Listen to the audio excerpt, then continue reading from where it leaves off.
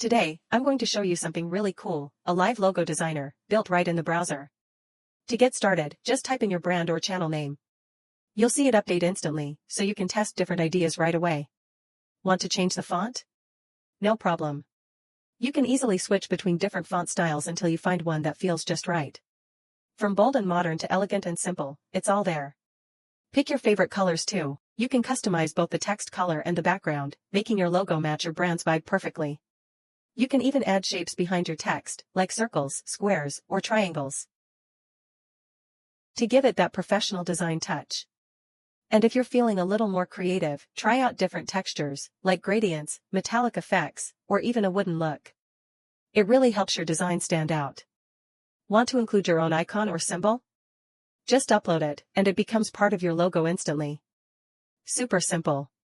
You can also add cool effects like a shadow or glow to give your logo some extra style and depth. And when you're happy with the final look, just click download. Your logo will be saved as a high-quality PNG image that's ready to use anywhere. That's it, a powerful, creative tool built entirely with HTML, CSS, and JavaScript. If you liked this project, give it a thumbs up and subscribe to the Enigma channel for more fun and useful coding tutorials. See you in the next one.